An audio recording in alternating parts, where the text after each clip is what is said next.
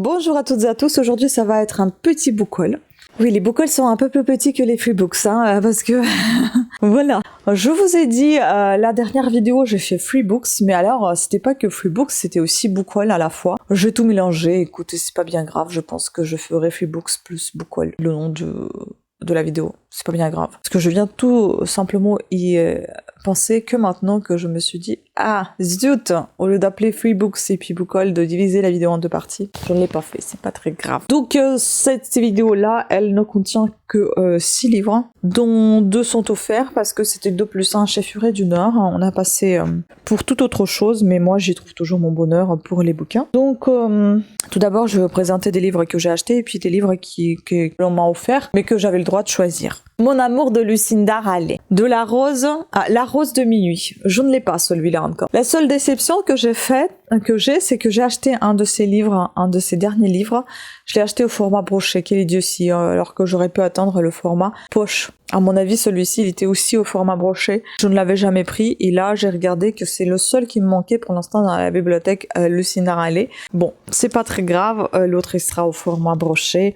J'aime beaucoup édition Charleston, j'aime beaucoup Lucinda Raleigh et je me suis dit que je vais acheter tous ces bouquins. Je ne sais pas si je les ai tous, mais il me semble, je crois que c'est celui-ci que j'ai acheté, La promesse cachée, que j'ai acheté là au format brochet. J'ai découvert cette autrice grâce à sa saga des 7 sœurs que j'ai toujours pas terminée, mais que j'adore. C'est à déguster cette saga. On est ici à pas loin de 800 pages, hein, c'est très très rempli, c'est très riche. Un roman captivant de Daily Mail, un avis.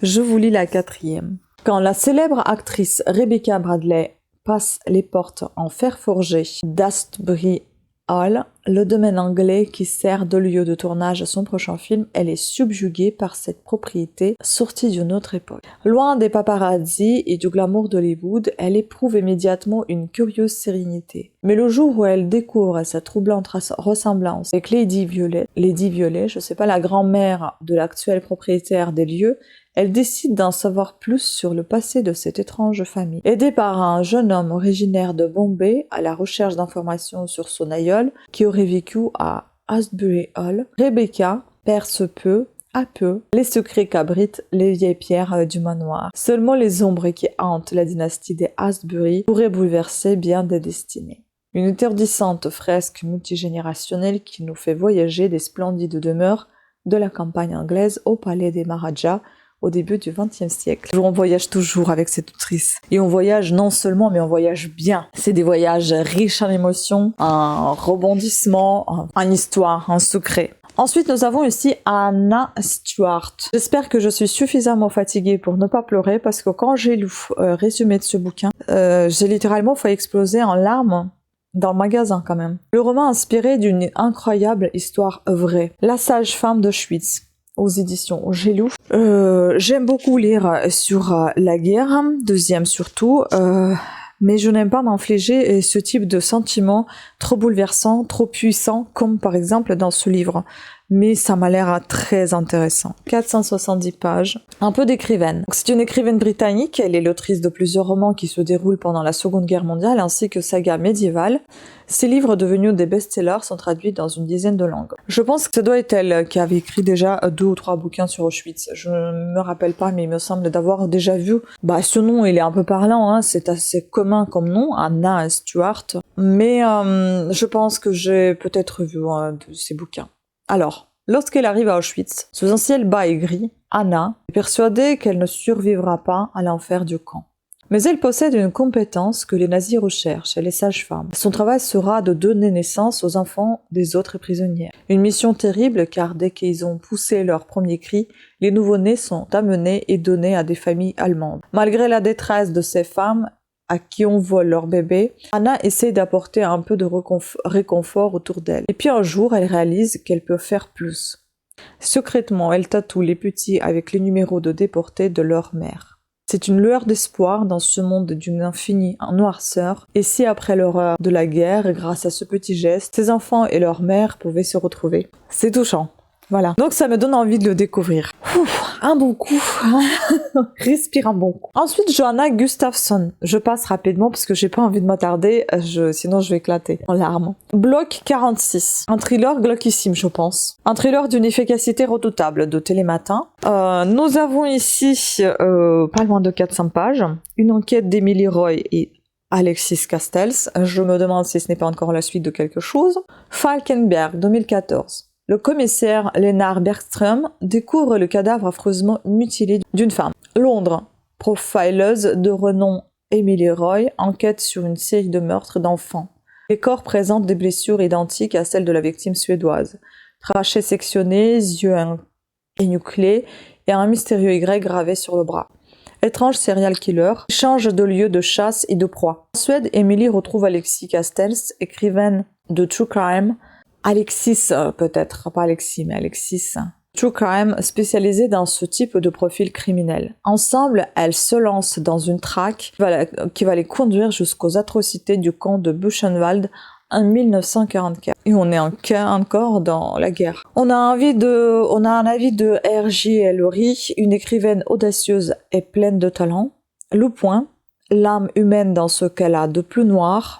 Et The Guardian, audacieux et intelligent. Donc très envie. On a le roman qui a inspiré le film. Ah, je ne connaissais pas. Grégory Maguire, édition Brajlon. Mais je pense que ça, c'est jeunesse que j'ai pris. Mais je sais pas, ça m'a attiré, j'avais trop envie de le prendre. Il est beau, ce livre. Il est pas loin de 600 pages. Il est vraiment très très beau. Les chapitres qui commencent joliment. Il est trop beau. Et puis cette sorcière, moi j'adore tout ce qu'il y a avec les sorcières, je sais pas, j'adore ça. Donc découvrez la magie du monde légendaire d'Oz.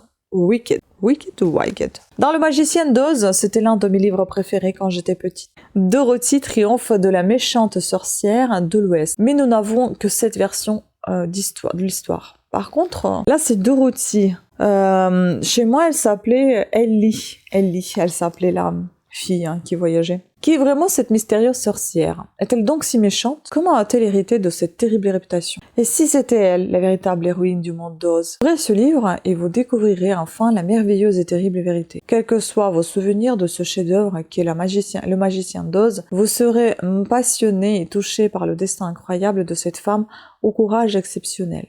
Entrez dans un monde fantastique si riche et si vivant que vous ne verrez plus jamais les contes de la même manière. Un roman extraordinaire, un avis de John Updike.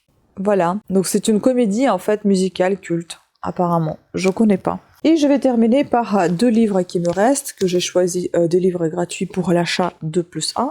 Donc ici on a Paul Cleave, Cauchemar, par l'auteur de Un employé modèle. Ça me parle un peu, mais nous sommes pas loin de 105 pages. C'est un livre de poche. Acacia Pins, États-Unis. Une petite fille, Alyssa Stone, a mystérieusement disparu. Noah, un des flics de la ville, fait éruption chez le principal suspect. Foudrage, il le séquestre et le torture jusqu'à ce que l'homme lui révèle le lieu où la victime est retenue captive. Noah file alors vers une vieille maison abandonnée où il retrouve Alyssa enchaînée dans la cave encore en vie. Fin de l'histoire? Début de l'histoire. Dévoiler davantage la suite des événements serait criminel. Sachez seulement que ceci se passe 12 ans plus tard, le jour où Alyssa est à nouveau portée disparue et que le cauchemar recommence. Sandrine Mariette de Elle, finement construit et mené, Jean-Paul Guéry, Le Courrier de l'Ouest, un thriller d'une efficacité redoutable, génial. Ça fait penser à un petit psychopathe. Et puis Virginie Deloffre, Léna. J'avais envie de le découvrir également. Bon, à vrai dire, j'avais pas trouvé encore quelque chose qui m'aurait plu, mais j'avais des gros doutes sur celui-là. Je choisissais entre Georges Perec et lui. Enfin, lui, ce livre. Bon, bah, c'est Léna qui a gagné 250 pages aux éditions Charleston, tiens. Prix des libraires en 2012. Léna est née dans le Grand Nord sibérien. Elle aime plus que tout la brume, la neige, l'immobilité et l'attente, qui n'ont ni couleur ni frontières. Son mari Vassia, pilote dans... Vassia, si vous voulez, la française, c'est Basile, Ilana, c'est Hélène. Pilote dans l'armée de l'air, n'a qu'un rêve, poursuivre la grande épopée soviétique de l'espace dont Gagarine fut le héros et qui reste l'immense fierté du peuple russe. Alors dans l'appartement communautaire qu'elle partage avec 3 autres familles, Léna attend sa vie rythmée par les départs et les arrivées de Vassia.